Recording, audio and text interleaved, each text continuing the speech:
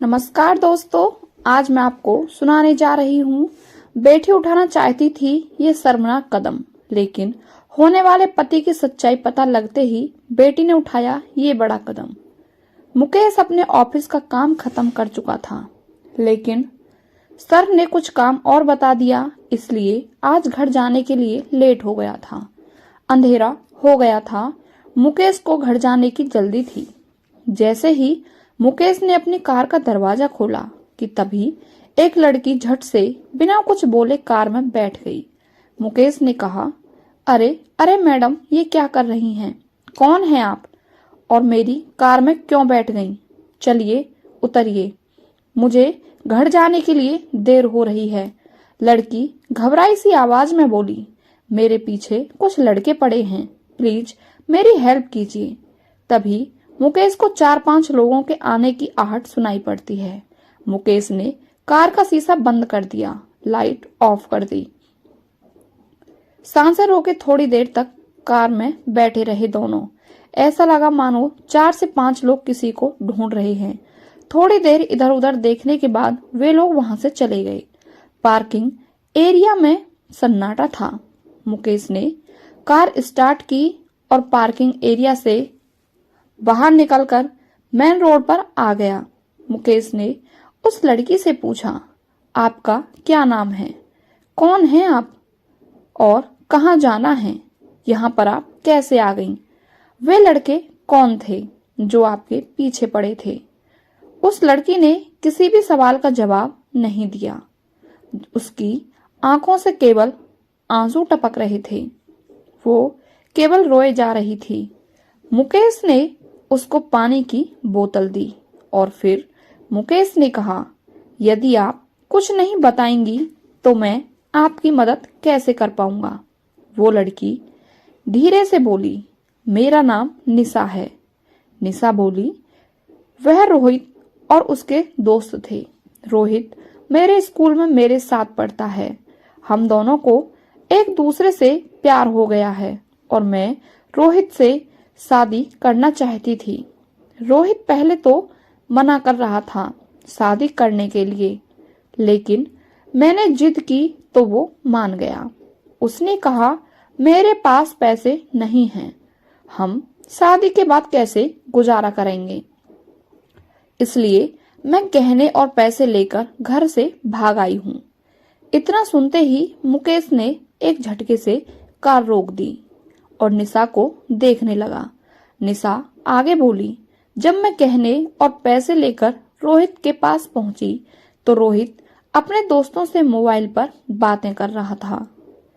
लेकिन रोहित बोल रहा था, चिड़िया जाल में फंस गई है, थोड़ी देर में जेवर और पैसे लेकर आ रही होगी, जल्दी आ जाओ तुम सब भी, सब मिलकर पार्टी करेंगे, शराब और शबाब सब मिलेगा। इतना बोलकर निशा चुप हो गई और बस रोए जा रही थी। मुकेश ने पूछा, कब भागी थी तुम घर से?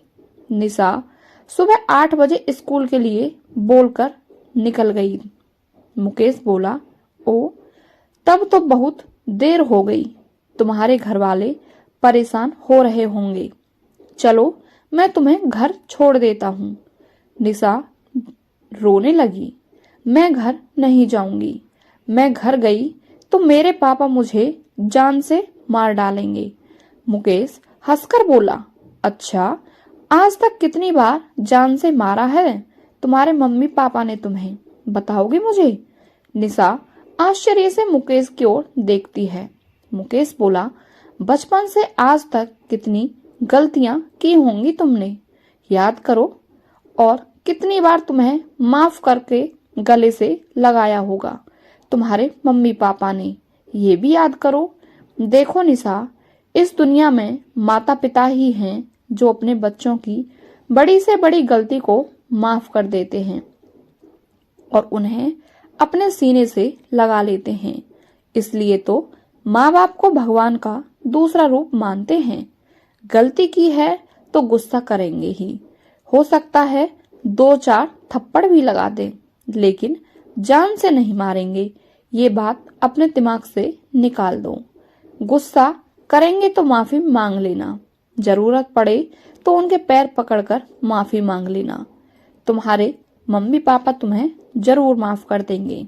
ये उनकी दुआओं का ही असर है कि आज तुम उन राक्षसों के चुंगल से सही सलामत बचकर निकल पाई हो, नहीं तो कल के अखबार की सुर्खियां बन गई होती तुम। चलो जल्दी से घर का पता बताओ, मैं तुम्हें घर छोड़ देता हूँ। बहुत देर हो गई है, परेशान हो रहे होंगे तुम्हारे मम्मी पापा। निशा ने घर का पता बताया। मुकेश ने कार निशा के घर के आगे रोक दी। निशा धीरे धीरे चलते हुए दरवाजे तक पहुंची। डरते हुए डोरबेल बजाई। निशा की मम्मी ने दरवाजा खोला। निशा को देखकर गुस्से से बोली, कहाँ गई थी? टाइम देखा है तुमने? सुबह 8 बजे से घर से गई थी, रात के 8 बज गए। ये समय होता है घर आने का। और मोबाइल क्यों बंद है तुम्हारा? निशा कुछ नहीं बोली। मम्मी की आवाज सुनकर, फिक्र देखकर निशा के सब्र का बांध टूट गया और अपनी मम्मी के सीने से लगकर फूट फूट कर रोने लगी। अरे क्या हुआ, क्यों रो रही है? कुछ बोलेगी भी? तभी मुकेश धीरे से बोला, रास्ता भूल गई थी अपने घर का।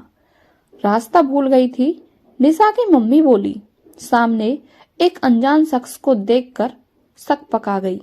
निशा के रोने की आवाज सुनकर निशा के भैया भाभी सभी हॉल में आ गए। निशा के भैया ने पूछा, मोबाइल कहाँ है तुम्हारा? निशा की भाभी बोली, मैं तो कब से बोल रही हूँ कि निशा का मोबाइल घर पर छूट गया है। निशा के भैया बोले, ओ चलो कोई बात नहीं, घर तो आ गई ना। इतना बोलकर निशा के भैया हंसने लगे। निशा कुछ नहीं बोली, रोते हुए अपने कमरे में चली गई। निशा के पीछे पीछे उसकी मम्मी, भैया भाभी भी उसके कमरे में चले गए। मुकेश की और किसी का ध्यान नहीं था। मुकेश मन ही मन सोच रहा था, चलो अच्छा हुआ यह किसी को कुछ पता नहीं चला। मुकेश मन ही मन भगवान को धन्यवाद करता हुआ वापस लौटने लगा। तभी उसके कानों में एक कड़कती हुई आवाज सुनाई दी, रुको। मुकेश एकदम से रुक गया। उसने पीछे मुड़कर देखा, सामने निशा के पिताजी खड़े थे। उनके हाथों में एक कागज था। उन्होंने कहा, मैं नहीं जानता कि तुम कौन हो, लेकिन मेरे लिए तुम किसी फरिश्ते से कम नहीं हो। मुकेश आश्चर्य से निशा के पिताजी को देखता है। निशा के पिताजी बोले, मुझे आज दोपहर में ही पता चल गया था कि मेरी बेटी घर से भाग गई है। आज दोपहर में किसी काम से निशा के कमरे में गया, तभी मुझे ये लेटर मिल गया था। मैं किसी को बिना बताए निशा को ढूंढ रहा था। जेंटलमैन, मैंने निशा को तुम्हारी कार में बैठे देखा। मैं दौड़कर वहां पहुंचा।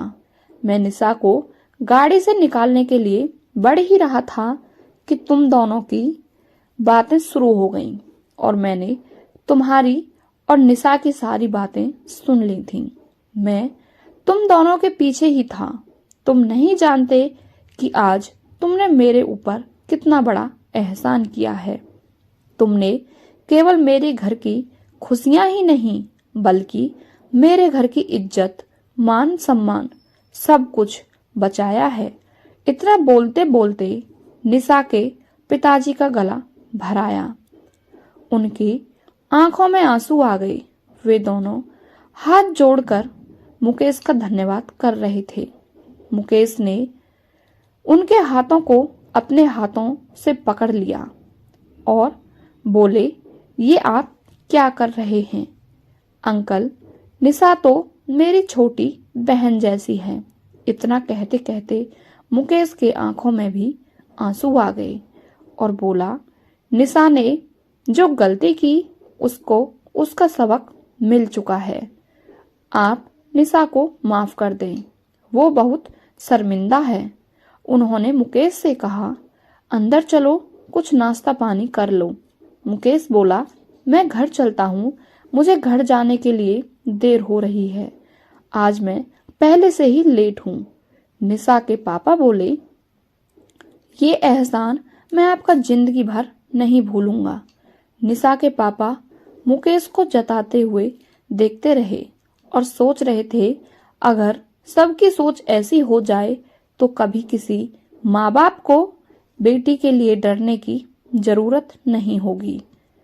हर बेटी का बाप बेफिक्र रहेगा, लेकिन बेटियों को भी अपने माँ बाप के बारे में सोचना चाहिए, क्योंकि बेटियां तो गलत कदम उठा लेती हैं, लेकिन उनकी वजह से माता पिता का सिर शर्म से हमेशा के लिए झुक जाता है।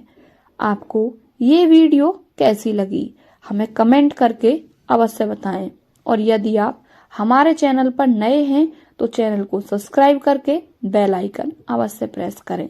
मिलते हैं आपसे अगली कहानी में। आपका बहुत बहुत धन्यवाद।